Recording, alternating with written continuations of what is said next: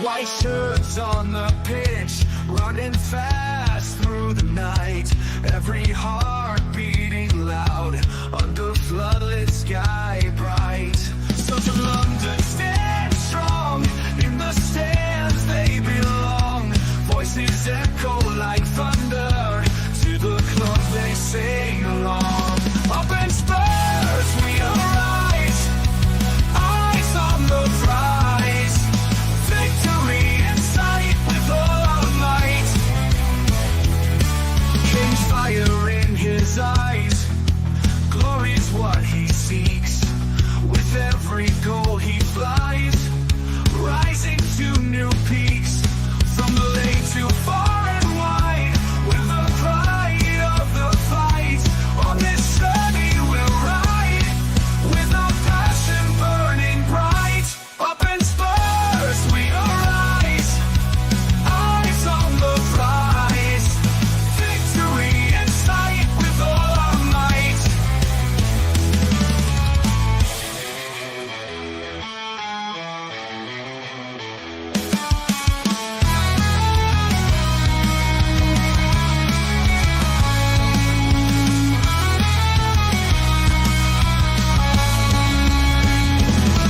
From the lane to far and wide, with the pride of the fight. On this journey we'll ride, with our passion burning bright. Up in Spurs we arise, eyes on the prize. Victory in sight with all our might. With all our might. With all our might. Hi, good evening and welcome to Thfc to the day home Tottenham past, present and its course an exciting future under Andrew Postecoglou. And this is ready. It's the pre-match show to Southampton versus Spurs tomorrow at 7 o'clock. So I'm going to go through the news, where it is, where you can watch it, the predicted lineup, and a little bit of my thoughts on tomorrow's game and where I think we can win and lose it. Look, I think it's an important game anyway. Tomorrow, I really do. I think it's a game we have to win. I think it's a must-win game. Ange has to get it right, and the thing about it also is the place where we went to under Conte, and we drew, I think, to a last-minute penalty, and then we had the Conte outburst. If we do similar tomorrow, will we get an Ange type of outburst? I don't think we will lose. I think we will win. I think Southampton we're going to be too strong for them, but we have to win tomorrow. Down to 13th in the league, but we still got the 4th best goal difference in the Premier League, which is really confusing me. I hope you're doing well on the Saturday evening. Do, as I said, please do hit the like button and subscription button if you can. I tell you why, because we're only 15 away from 2K, so if we can get them over the line, I really would appreciate it. I hope my sound's coming across okay. I've made a few tweaks to my mic. I've got a new mic coming on Thursday, which I'm really excited for, so I can't wait for that to come. So guys, do put your comments in the chat, please, if you can, and do put your comments after it, what you think of the game and what you think of the predicted lineup. I really would mean a lot. I hope this is all coming across okay. Well, let's get on with this, shall we? Let's get on with it. Of course, the game is tomorrow at, of course, the St. Mary's Stadium. Just need to check something out here. Sorry. Give us 2 minutes. No. Okay. Yeah. This is because it is at the St. Mary's Stadium tomorrow, of course, and it's a 7 o'clock kickoff on a Sunday evening. It is on TNT, so very rare we'll get a game that on a Sunday evening, guys. Of course, Spurs sit in 11th. They're now down to 13th after today's games, and Southampton sit in 20th place. Now, if you look at I just want to talk a little bit, if we can, guys, about, the Premier League table and where Spurs are at the moment, and why I think some of what people are saying is probably a drag over dramatic. drag over a little bit over the top. Look, we win tomorrow, we go up to 23, so we go up to 10th place. So we'll go above Newcastle and Brentford, but Man United play before us as well, so we have to. Well, that's going to be another tight game. But anyway, let's talk about Spurs. We'll go up to 10th place. With a better goal difference than Newcastle and Brentford. We've still got a better goal difference than Fulham, Bournemouth, Brighton, Villa, even Man City. We've got a better goal difference than Nottingham Forest. And then, of course, the better ones than us, because Arsenal on 14th, Chelsea on 17th, and Liverpool on 18th. And I think if we win tomorrow, it brings momentum into what we're trying to do at Tottenham. And I think it does bring momentum. I think it really does. It shows that we're not going to give up. It shows that we're not going to surrender, and we're not going to let the hype get to us. We're not going to let it bring us down, which in a way we sort of are at the moment, because of the way the fans are reacting. And they want Ange out, and they want Ange to leave. They don't like the brand of football we're playing. We want to go 3 at the back. We want to go. There's a lot of people. I think there's a lot of people wanting a lot of things, and people seem to forget that when we did play 3 at the back, it just didn't work. We've only got 15 fit players, and that's the next thing I'm getting onto, is our injury crisis. And it is an injury crisis, to be fair. Before we go into that, because where can you watch the match? Of course, tomorrow in UK and Ireland, of course, it is on TNT Sports. In America, it's on NBC Sports. In Canada, it's on Fubo TV. In Australia, for you guys down under, it's on Optus. And then for the people like Shamu and people in New Zealand, it's on beIN. So that is where the game. Now, this is our injury crisis. And look, we've got 1, 2, 3, 4, 5, 6. We've got 7 players out at the moment, and hamstrings. We've got Van der Ven out with a hamstring. We've got Ben Davies out with a hamstring. We've got Odegaard out with a hamstring. We've got Charleston out with a hamstring. We've got Mikey Moore out with an illness, and we've got Romero out with a quad. And look, these things happen in seasons. I'm sorry. I do believe that. I do believe these things happen in seasons. These things happen, and we just have to get on with it. It's football. It goes across the season. I do believe in these do balance themselves out over a course of a season. And I think Tottenham will be there and thereabouts by the end of the season. We've got an important week this week. We've got Southampton, of course, tomorrow. We've got Man United, of course, on Thursday in the quarterfinals of the League Cup, and then we've got who we got next weekend. We have sorry, my memory has gone blank completely. I did spend all night last night in hospital, by the way, so my brain's a little bit foddered. Next week we're home to Liverpool next week before Christmas. So, we've got a very important week coming up this week. We've got a very important week where if we can get a result tomorrow, beat Man United on Thursday, and try to get a result against Liverpool. I mean, Liverpool drew with Fulham today, which they went down to 10 men. And, if we can get a result out of them 2 Premier League games and the win in the get to the semi-finals of the League Cup, I think that would lift the mood around the place. I think that would give everyone a little bit more optimism and a little bit more confidence what we've got coming up. Plus, with the January transfer window coming up as well, I think we have to look forward to that, and we have to think, right, where can we build, where can we strengthen? I think centre backs is a given. I think also we need a number 6, but we've got Archie Gray, so hopefully we can play him there in his original position. And I just wanted to add a couple of things on the 18-year-olds as well from the Rangers game. The likes of Archie Gray and the likes of Bergville as well. They done absolutely brilliant, I think. And the likes of Timo Werner, the likes of Sonny, these experienced players that are supposed to lead the way. And it was the 18-year-olds, the kids that led the way in a way. And the likes of Brennan Johnson, who went missing. You know, I'm a big fan of Brennan Johnson, but he's got to track back. He's got to help Porro. And I think Porro was bad the other night as well.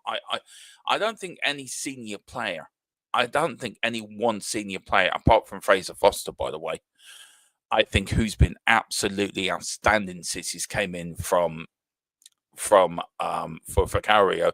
And I think Colin was in the chat. Big up to Colin as well. Big up my channel partner there who helps me with stuff. Hopefully he will be back with us next week. He will be definitely back with us for the Man United game. That will be tasty and that will be fun. I've got a new mic coming for that, so I'm so looking forward to that. Can't wait. And of course, he will be with us for the pre-match as well. So it's going to be interesting. We're going to do a combined Tottenham Man United lineup out of the both teams. We are going to do a lot. We're going to do a few videos this week for you members. So Colin, I know you're in your hot tub, and I've seen pictures of your hot tub, you jammy git, and your 12 beers deep. Fair play to you. I wish I was 12 beers deep into something. You're really getting into your drinking shoes now, son, aren't you? Yeah, we're going to do a few bits and pieces for you members as well, and a few pre-records. So please do look forward to that this week, because it's going to be fun. It's going to be, we're going to have a lot of banter, and that's what we like. But let's get Southampton out of the way first. Right, let's go through the big lineup. I did do one, and I'm going to be honest. Now, the only difference is I put Basuma in, and I forgot Basuma was suspended.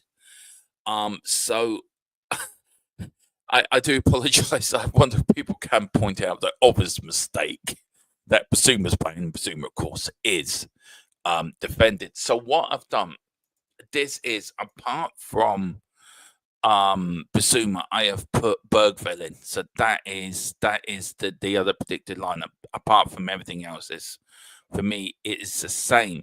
So I have gone with Fraser Foster in goal. I've gone with a back four of Udogie, Archie Gray, Radu Dragoson and Porro. I've gone with a midfield three of Madison, Bergville and Kulu.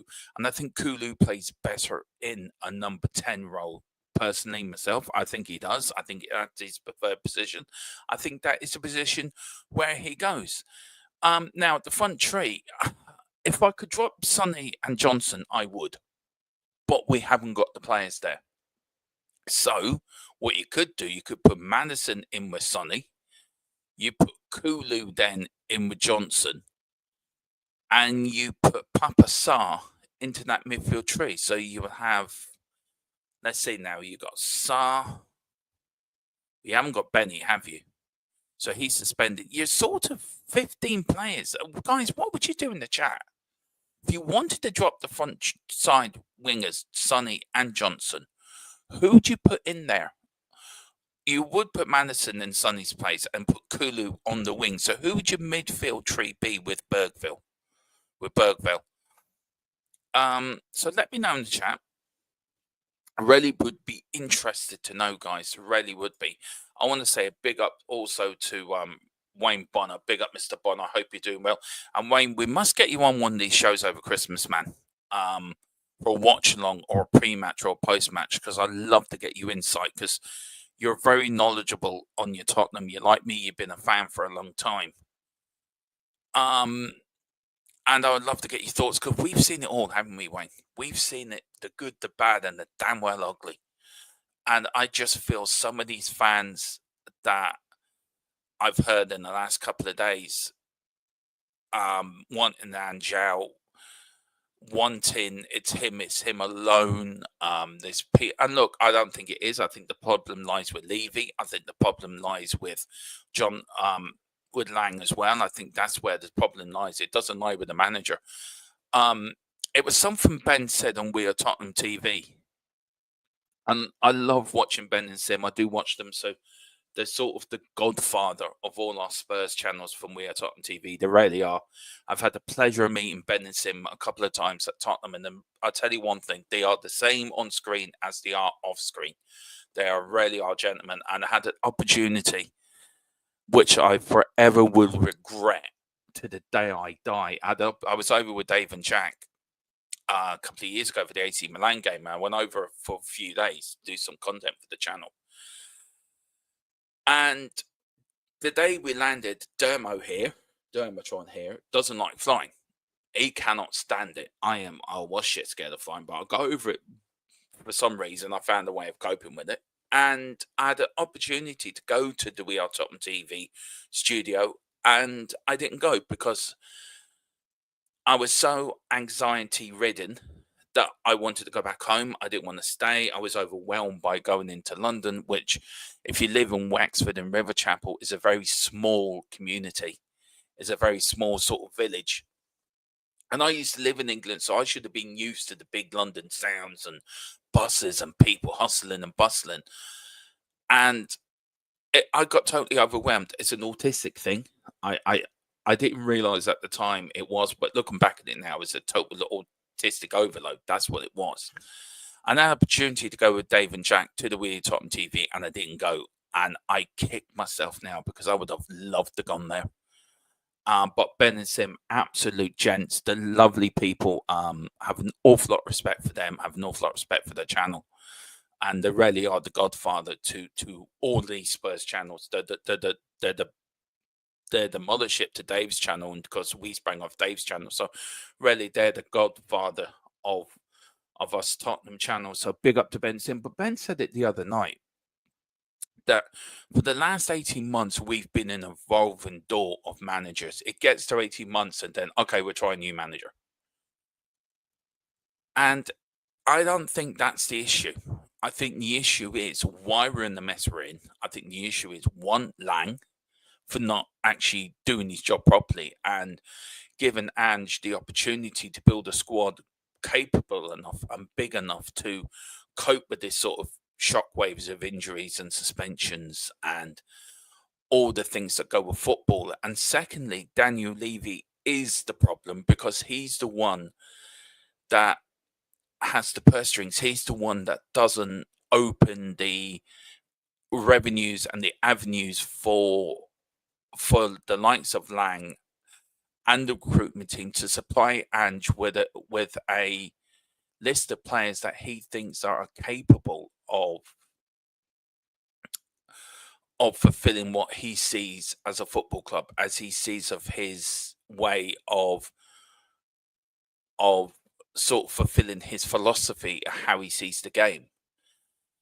And we've had injury crisis before. I think maybe Wayne can quote me in this, but didn't we, Wayne, in Ozzy's year, or was it under Jerry Francis, that one season we had one hell of a horrendous injury season under Jerry Francis, I think it was, where it was just injury after injury after injury after injury. And that sort of reminds me of what we're going through now. We went through then. I think we lost Gary Mabbutt on the first day of the season with a broken leg. I think we lost Teddy Sheringham, I think, as well, who was playing for us at the time. Lost him to injury. We lost Chris Armstrong, I think, at the time as well. I think we lost an awful lot of players. I think, was that the 95, 96 or 96, 97 season? Wayne, let me know if you remember. But I do remember that season, and what we're going through now, we went through then. And that reminds me. But the point I'm making is that we cannot keep blaming managers. We cannot keep blaming Ange. We have to go to the source of the problem. And the source for the problem is the people who run the club, the people who run the recruitment. They're the issue, not Ange. Getting rid of Ange is you just pushing the can down the road, in my opinion. You're not getting to the problem. You're not sort of dealing with the issue. And where I get fans are unhappy with Ange, but Ange is at the moment dealing with a lot of injuries. He's dealing with a squad that's bare. He's dealing with players that not given 100%. Sonny is not given 100%. Brennan Johnson's not tracking back. As Wayne Bonner hears, Johnson goes missing too much. Yeah, he does. He says the kid doesn't have the gut for the fight. Or our squad is as usually too thin and inexperienced. Needs to be needs to be sorted out in January. Especially with injury leagues, and it does. It really does, Wayne. And that's the pardon me. That's the point I'm making. That the point is that this is down to the recruitment team. This is down to the money that was being made available for the recruitment team to go out and do their job. And if you look at the players that came in under Paratici to the players that we've brought in under Lang, it's very much different. The younger players, there's still young players coming in under Paratici, but they're very good players. They're players a bit like Romero, Van de Ven, Udogi, Porro, Vicario, Basuma, who's a bit brain dead sometimes, Papa Sarr, the likes of players like that. And if you look at the players that Lang has brought in, Bergville, who's going to be a great talent for the future and doing very well the other night as well, by the way. Archie Gray, another great prospect for the future, but did very well the other night. Brennan Johnson, who I think, for me, as much as I'm a Johnson fan and as much as I rate the kid, I agree with everything Wayne Bonner says here. He goes missing too much. He doesn't track back. He doesn't think he feels he needs to track back, and he do need to track back in that sort of Ange system. You look at James Maddison. I think James Maddison ego gets ahead of himself, and I think his ego gets ahead of his own talent. I think James Maddison thinks I'm better than everyone else in this football club. Well, I'm sorry, sir. There's no I in team. It's not just you. There's a whole team that depend on you to do your job correctly, to you to go out there and perform at the highest quality that we know you can perform at, to create the chances for the likes of Sonny, Johnson, Kulu, Solanke to score them goals. And if you look at Solanke then, who came in under Lang, I think Solanke's probably the best signing out of the lot of them. And me and Tequila were very underwhelmed by that signing. And Kieran Boris, who's on this channel, was very much saying, "No, come on, lads, give him time." And I do, Boris was proven right. He works very hard for the team. But they're not the same caliber of young talent that Paratici was bringing in. And I think we've got to look at Lang a bit like we've got to look at Steve Hitchen as well.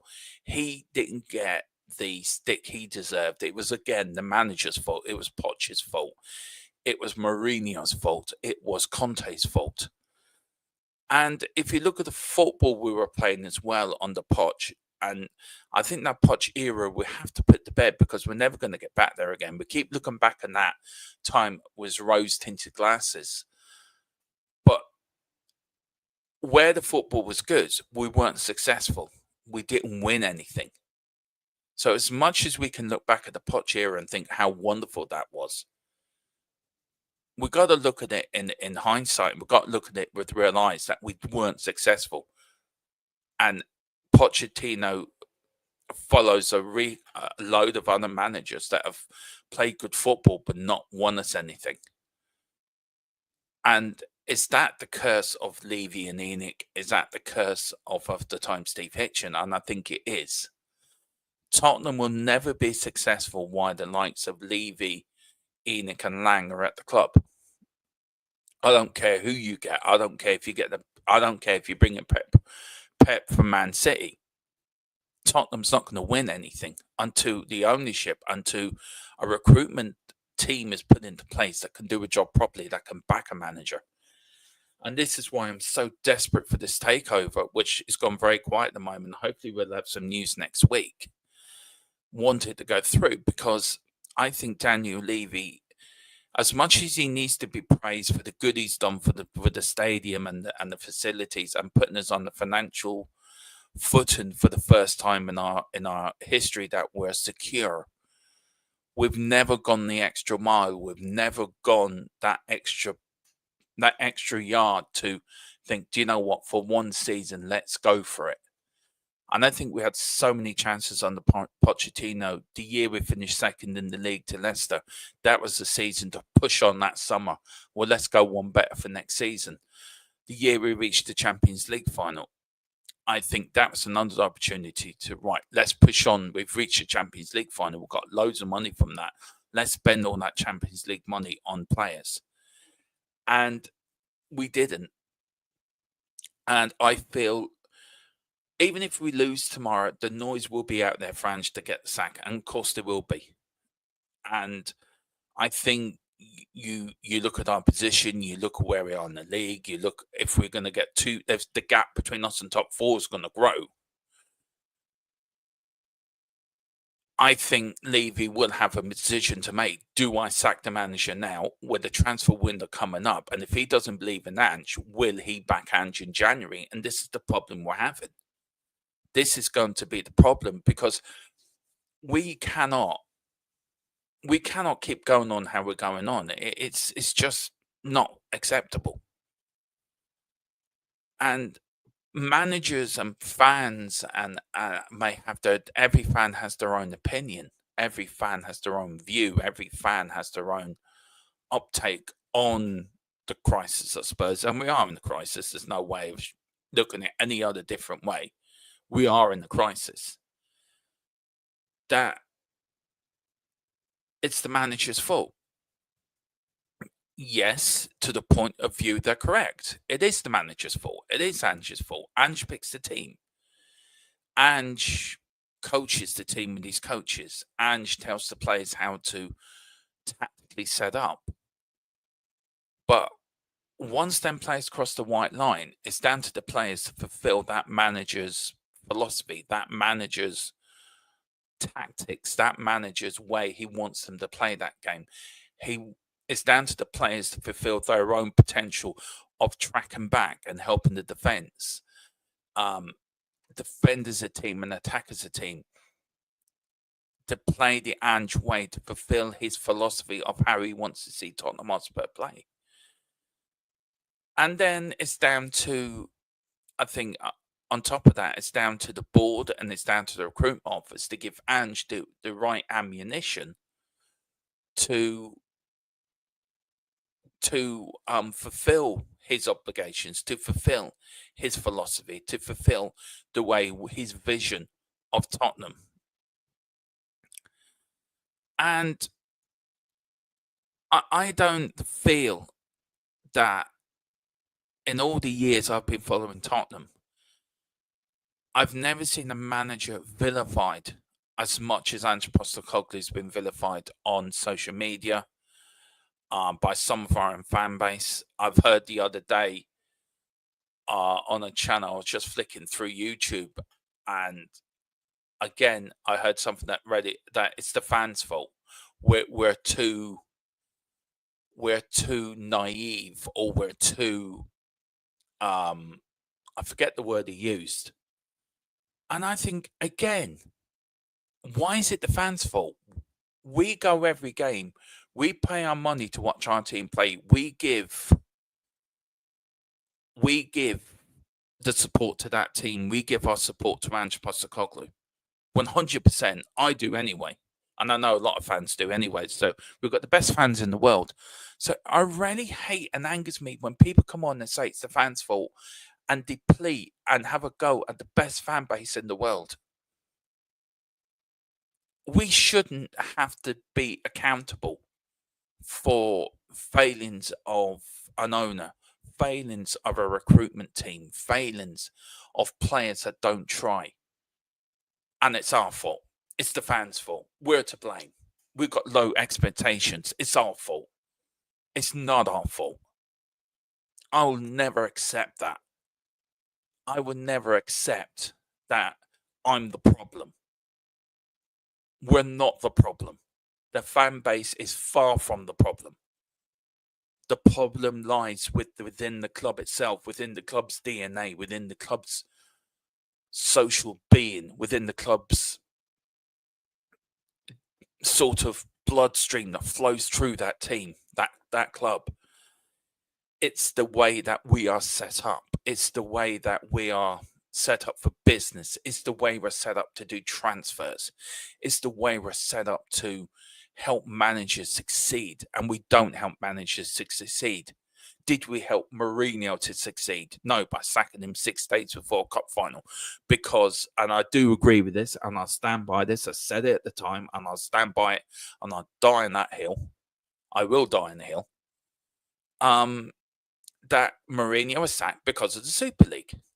Pure and simple. He was sacked because Levy was getting it in the neck over the Super League. I tell you what, lads, I got a plan. Let's sack the manager 6 days before a cup final.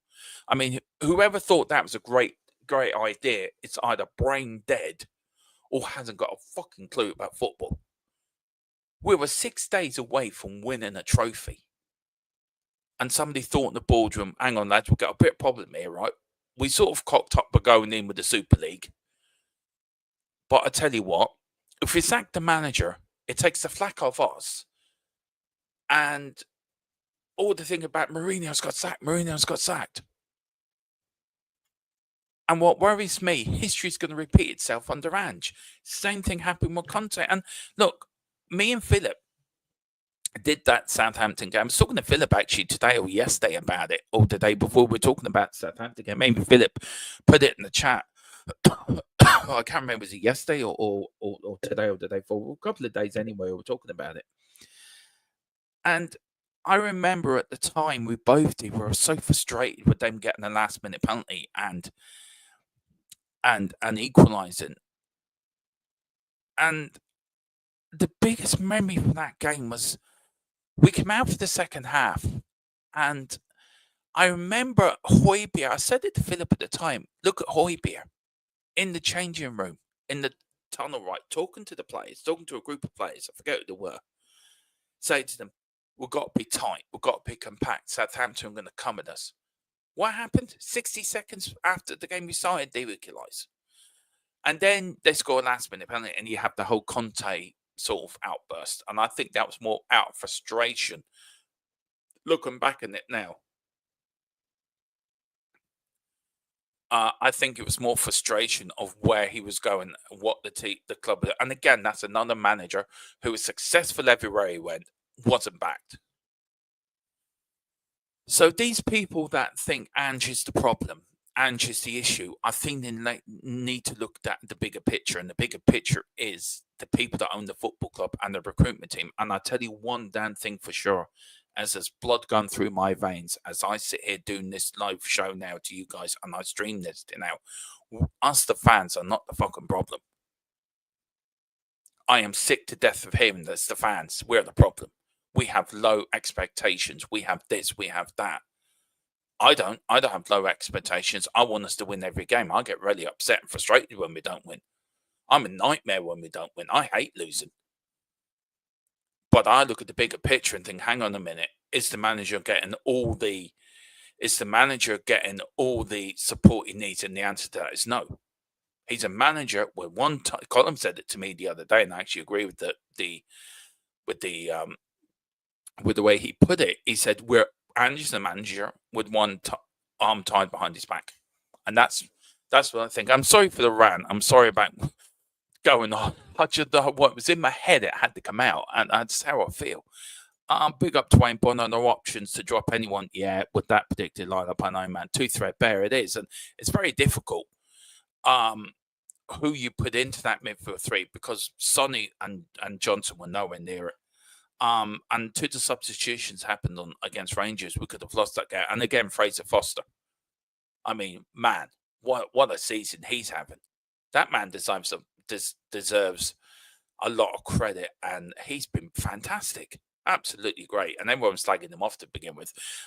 We've seen it all, and then some. Yeah, we have. I think Philip's seen a lot more than us, Wayne. To be fair, he's seen us relegated. Could you imagine if social media and these channels, all these Spurs channels were around when we got relegated? Could you imagine? Could you imagine the absolute outpouring of mayhem it would cause? It would be so funny. It really would be. 93, 94, under Ozzy, we lost Sheringham. Yeah, I remember. And Mabbott to long-term injuries. 96, 97, that was it. We lost Mabs to a broken leg. Yeah. Yeah, we did lose Sheringham in that season, and we started that season so well. I think we beat Liverpool away at Anfield. And I said, if we were away to Man United, I don't know if it was a tackle by Roy Keane or Brian Robson, but Brian Robson's in my head. Yeah, so we've had it before, and we'll have it again. Jesus, it's football, lads. Wayne says, Manderson's a good player, but needs to stay on his feet rather than... Yeah, I think Manderson's got the ego size of... His ego is the size of bloody Manhattan. And I think he thinks he's better than everybody else in the club. Well, I'm sorry, you're not, Madders. You're not. You're just a player that's not performing. That's not performing to your own high quality. And you want to get back in the England squad. Well, my son, you better start playing better as well, guys. Madders, you better start playing better, because if you don't get picked for the England squad, you don't go to the World Cup. So it's down to you. You got to remember, you put in good performances for Tottenham. That gets you noticed for the international side. You don't put in good performance, you ain't going nowhere, son. You're staying at home in the 26 World Cup summer. You've been watching on TV like the rest of us. Maybe join me and the gang here on THFC till I die with a watch along. Maybe come on, join us. Maybe it's the close you are going to get to a World Cup till you start playing better. And James Maddison is a gifted footballer. He is a very good footballer. Loved him at Leicester, always wanted him at Tottenham. I thought he could do such good things at Tottenham. I remember Philip was at a game, I think Leicester, when we beat them 6-2, and he scored one of those goals. He flicked it over the head of the defender and then scored it with the outside of his foot. He's got the talent. Just get your head down, knuckle down, and use it. You want to get back in that England squad, prove to the England manager, prove to us Tottenham fans that you are the player we know you can be. Big up to Mr. Philip Brady, the godfather that himself, the man who's on THFC's Mount Rushmore of the mountains. He's up there with Richard Nixon. He's up there with JFK. He's up there with Donald Trump, and he's up there with the best presidents of the United States. That's where Philip Brady is. He is on the Mount Rushmore of Tottenham legends. I never thought I would say the day I would say that Philip Brady's on Mount Rushmore with Donald Trump. I am expecting the smart remark in the chat, to be fair for him. But either that is going to have to his shed to find a new horse's head for me, to be fair, after me saying that. Anyway, I'm sorry about that, guys. Big up, Philip. Wayne Levy has absolutely done well by this club, but not the team. That is the problem, mate. That's the issue I have. He's done so well by the club. If you look at it from a club point of view, and if we look at it, what he's trying to do for the area as well, and regeneration in the area, I think his heart's in the right place. I just don't think he's a football man. He's more of an accountant. He's more of a investment banker than he is a football chairman. And I think he needs to, I think Jamie Carragher's spot on. I think if Tottenham are to succeed, he has to move on. He has to hand the reins over to somebody who's got a football knowledge that is going to take this club on to the next level. And I think he's taking it as high as he can. And look, I have no problem with all the other stuff we do at the Tottenham Stadium. And Philip Brady makes a very good point that the stadium's not used for the majority of the season weeks anyway. So in any which way you look at it, I feel that I feel what he does off the pitch is great, but we need to see that money going towards the football club. Big up to Philip. He says second recent review of Southampton Spurs medical team underway. Are they responsible for all the injuries? We've never had a medical team. Our medical team is a bit like Wexford Hospital. It's just they like to say they're good in person, but in practical, they're a waste of space. Mr. Philip Brady also think there was more to the Marina second than the Super League. No, we will never know, Philip. That is true, but I do feel Anytime there's flack on Levy, managers get sacked. I'm just saying, it's true. Anytime that there's any Levy outcalls or he's being questioned in any which way, shape, or form, a manager goes. Just putting it out there. I just think it is. Big up to Phil Coyce. Big up Phil Coyce, part of the Phil Army. Big up Damo with a big thumbs up. Big up, sir. Hope you are doing well. Wayne Bonner as well. Brian Robson. Of course it was Brian Robson. Of course it was. Of course it was. We've got big up to Big Bad Rom. Big up Big Bad Rom. I hope you hit that subscription button, sir. And let's get onto the 2K mark. We're only 15 away. Come on, guys. Let's get there. Let's get to 2K. Come on, let's get it in this stream. I would love that. So get your dog, get your cat, get your parrot, get your next door neighbor's dog to hit that subscription button. Any news on what? Big Bad Ron is out, man. He's out for 10 games, I think. I will be doing the stream this week, guys. A pre-record on Romero and the how much of an issue it is with Romero and Van der Ven missing. And how much we will miss them. I think we are really missing. I think Ben Davies did absolutely fantastic coming in for Romero. I think Radu as well's done it in places, but we need the Argentinian bulldog back. That's what we need. The Argentinian bulldog.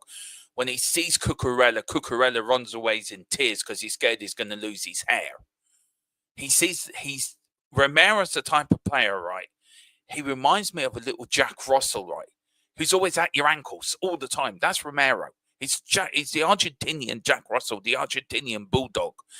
And then next to him, you got the Dutch Cruyff of defending in Van der Ven. I do feel we've got the Rolls Royce and Ferrari of centre backs, and at the moment we've got a Lada and a Robert Maline at centre backs. But look, no disrespect to Archie Gray, I think he did very well the other night against Rangers. Hate to admit it, Rangers were better. I'm now going to go tomorrow to confessions tomorrow morning and say to, excuse me, Father, for I have sinned. I've said Rangers were a better team against Tottenham, and he's going to tell me, sorry, Dermatron, you've got to say 25 Hail Marys and 100 Our Fathers. I'm sorry, you're not getting past the gates of St. Paul. He's not going to let you in. And when I do go up to the pearly gates and you lot are there waiting for me to come in, St. Paul's not going to say, sorry, lad, you ain't coming in. Why? Because you said Rangers were a good team. Well, we don't land Rangers fans in here, lad. Sorry. You'll have to go down to the man below. He's a Rangers fan. Who knew? Who knew God was raised? And this is another thing, right? I'm not going off topic here, but it is the time of giving. It is Christmas, of course. We are so close to Christmas Day. So I want to put a little... I don't believe I'm saying this, but I'm going to say it anyway. I want you to put in the comments. We all know the story of the baby Jesus, how he came into life with the Virgin Mary and Joseph and the three wise men. And all that shenanigans that he was barred, and because the hotels were too greedy. Sounds like Dublin on a Saturday night with a concert in area. But I want to know two things, right? What happened to the fucking wee donkey, and what happened to fucking Joseph? I want to know what happened to them two. So the funniest comment in the chat or in the comments of what happened to the wee donkey and what happened to Joseph, I come up with a prize. We'll come up with something special. We'll come up with something, right? So it's down to you guys. A little bit of pre-Christmas fun, right? The funniest comment, right? What happened to the wee donkey and what happened to Joseph after Jesus was born? The funniest comment will get a prize. We'll think of something. We'll get something together for you guys. We will think of something. Philip says, Donald Trump. With question marks. See, I've told you I pissed him off by saying he was on Mount Rushmore with Donald Trump. I knew that'd get him. He's throwing tomatoes at the screen at me now. Mrs. Brady's helping him. Here's a potato. Here's a potato. Here's a tomato. Go on, chuck it at him. Chuck it at him. An orange as well. Donald Trump, anyone by that criminal. Allegedly criminal, Philip. We have to say allegedly. He's now president of the United States and he's been cleared of all charges. Yeah, right. Donald Trump is a lovely man. Oh, you fuck. That is so true. And apparently, I've just been back from Wexford Hospital. It's no big loss. And then Big Bad Ron, so he's fun. Everything's so funny. He's just rolling around the floor laughing. He's missing. Look at them. Why are you laughing? He just keeps pointing at the screen laughing. Is a big idiot on the TV screen laughing. Anyway, let's get back to football and let's get back to the Southampton game. I've waffled on and off. We've played Southampton 48 times in the Premier League. We've got 9 draws, total wins at home 14 for Southampton, 10 home, 4 away. Tottenham have had 25 wins in total, 18 at home and 7 away. So our away form at the St. Mary's, all the Dell, I think it was the Dell at it was the Dell at the time, is not great. This is Southampton's last 5 games. I mean, look at that. Look at that. I mean, that's such a great run. I mean, all of them. If we don't win on tomorrow night against them, then there's something seriously wrong at Tottenham. 1 win in 8, I think Philip put there. Was it 1 win in 8, Philip, you put in? I'm trying to see. Yeah, there we go. He says, Paddy Power says, we lose tomorrow. Saints have won 1 win in 28 games. Yeah. We should win tomorrow. Come on. I mean, look. Come on. We should win tomorrow. Honest to God, we should win tomorrow. Tottenham.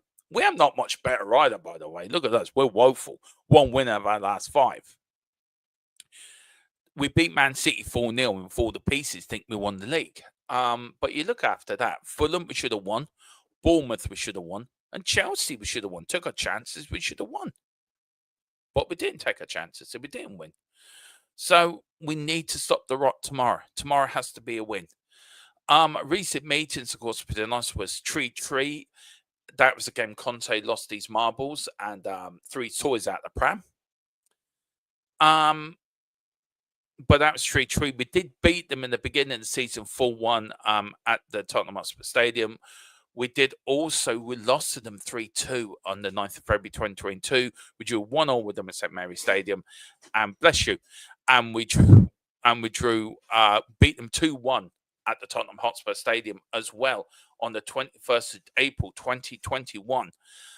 Season's on fire because we're 11th, Southampton the 20th. Spurs won 6 times, Southampton won. 2 draws each. We're very good on that. 7 defeats for us, 12 already for Southampton.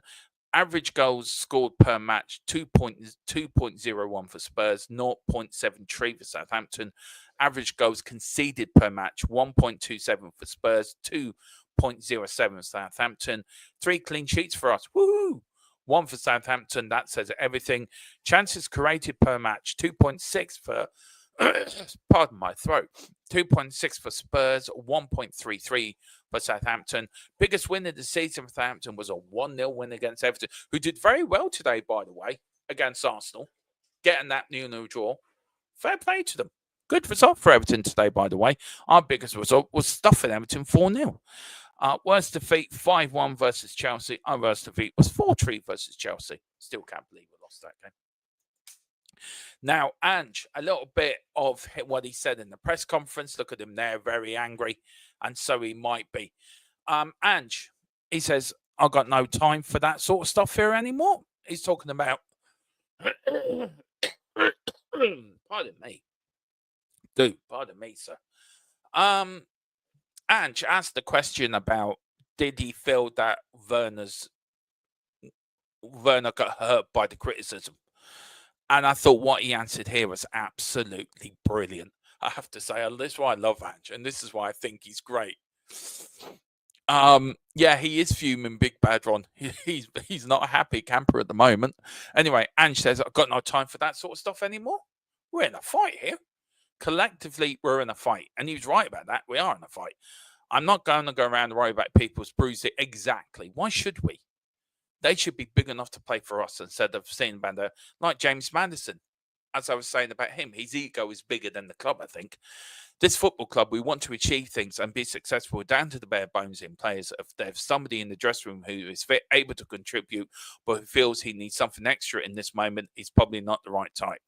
I need guys who we had some last night, understand the situation we're in. We've got 15 fit players. In some positions, we've only got 2 players. I'm not going to go around trying to get extra out of people. If they're not able to give extra now, it kind of gives me an indicator of where they're at. He's spot on by that.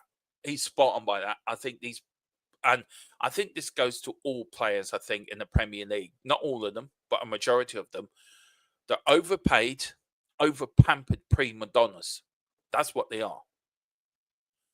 And I think the likes of players at Tottenham, the likes of James Maddison, the likes of Brennan Johnson, Sonny as well. I have to put Sonny into that camp. And a lot of people are going to get heat for me. A lot of people are going to give me heat for putting Sonny into that bracket. But I don't think he's been pulling his weight.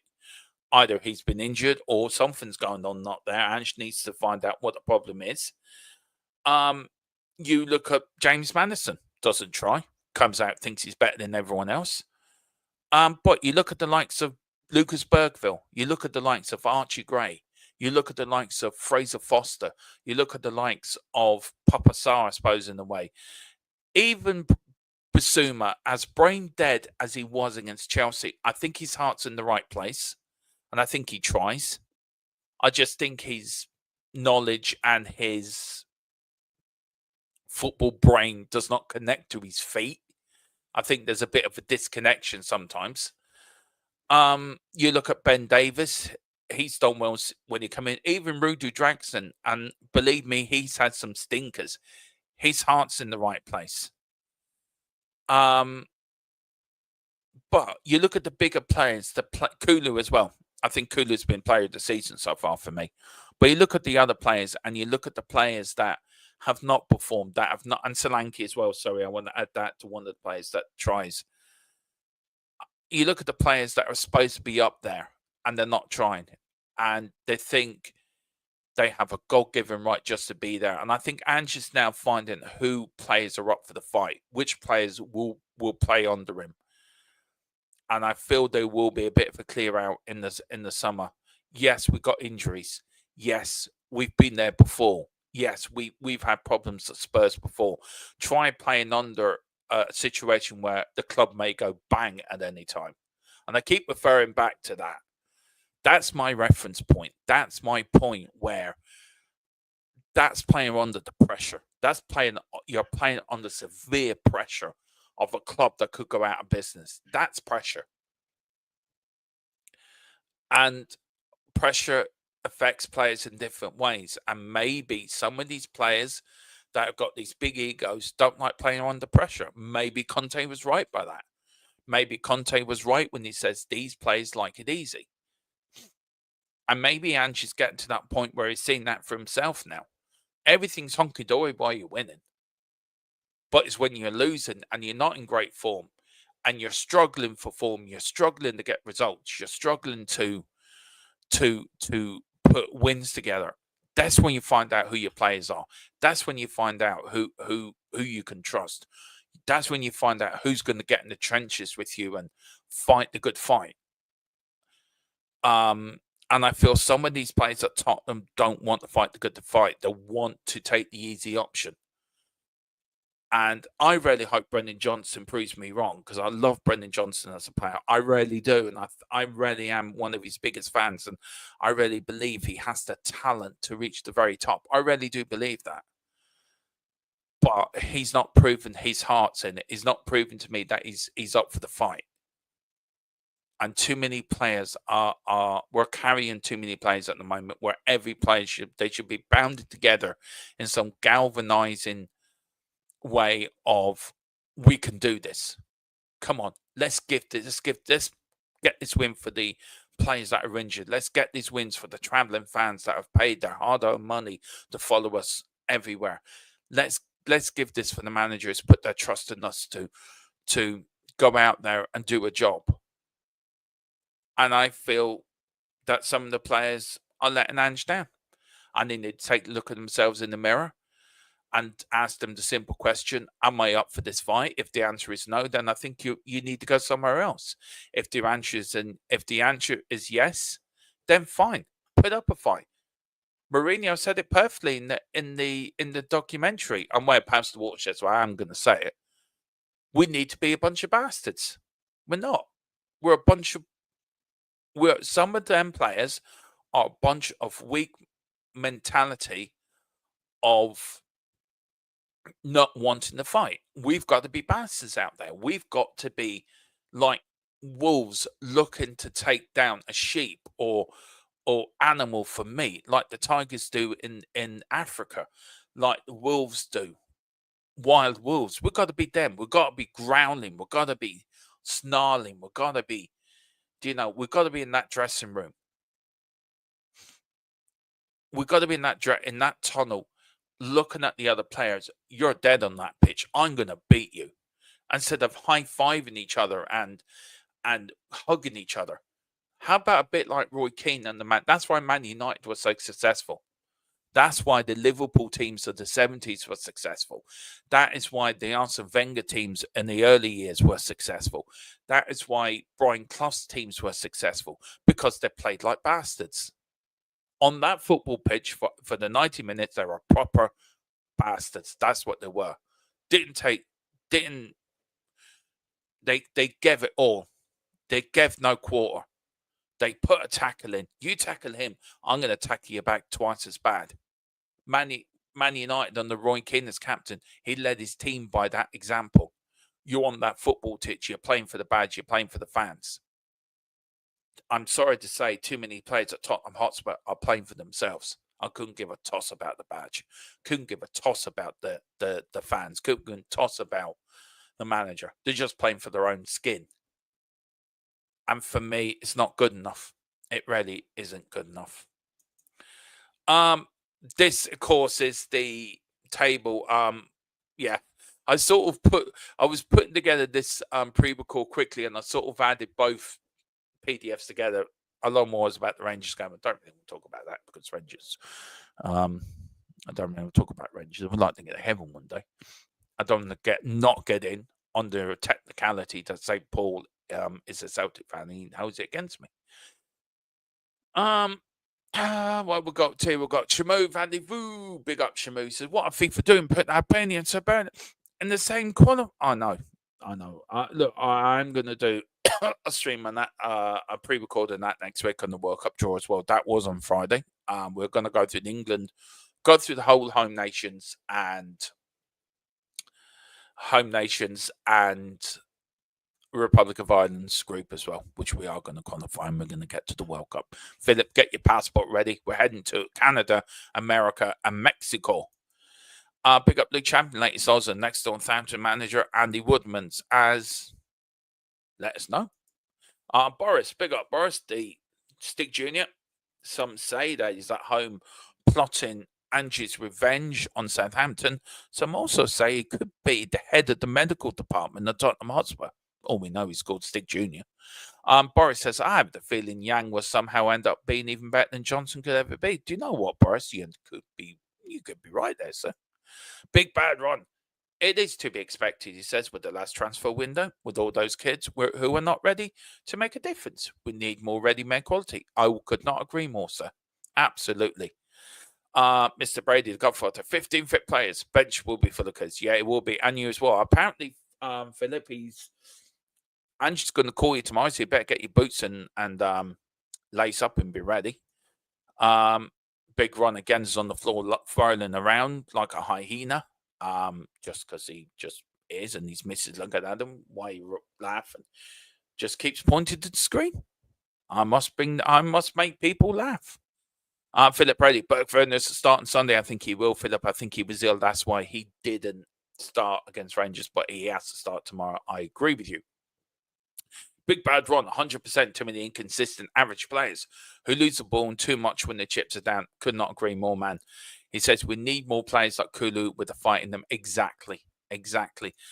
Why is Richie still here? That is the question that is troubling the greatest minds of the world. At the moment, it's the question that they're asking themselves in all the universities around the world.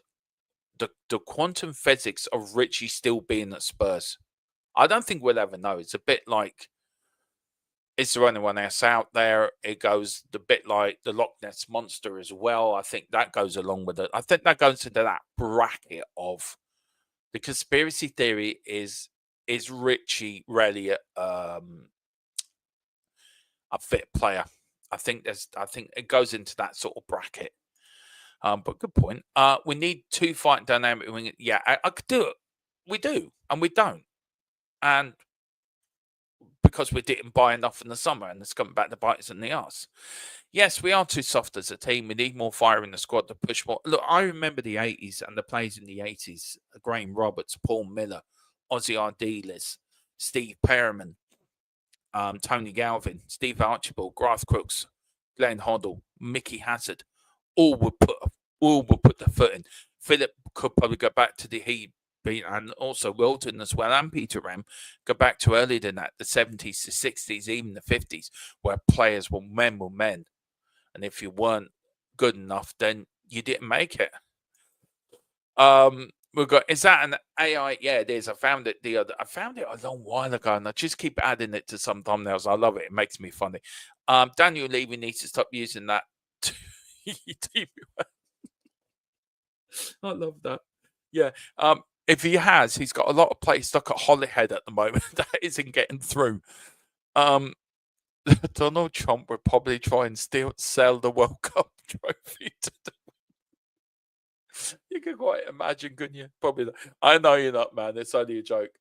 I know you're not laughing at me. I know you're laughing at the character, but it's a bit of a joke, man. Don't worry. I know what you meant. But guys, that is it. I went longer than I thought. I was only going to go for half an hour, and I've ended up going a lot longer than I wanted to. So, do you know what? I've really enjoyed this. I've actually really enjoyed this stream. It's been nice. It's just been nice to actually talk Spurs and get a few things out. I know I'm not the greatest at this YouTubing lark. I still get a little bit tongue-tied sometimes, but I love talking Spurs and I love talking football, and that's my passion, and I love talking about it.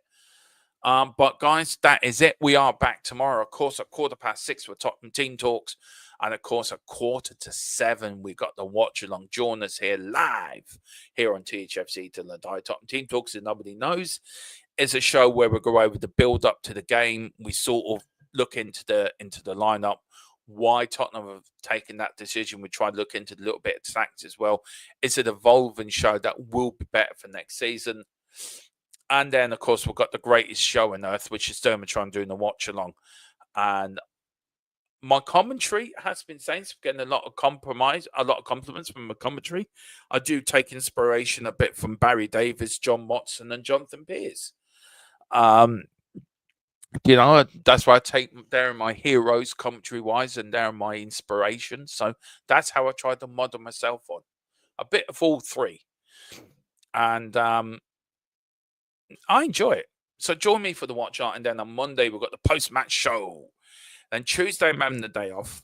I'll also give you a bit of an update on my health as well, guys. As you well know, that my health hasn't been great recently.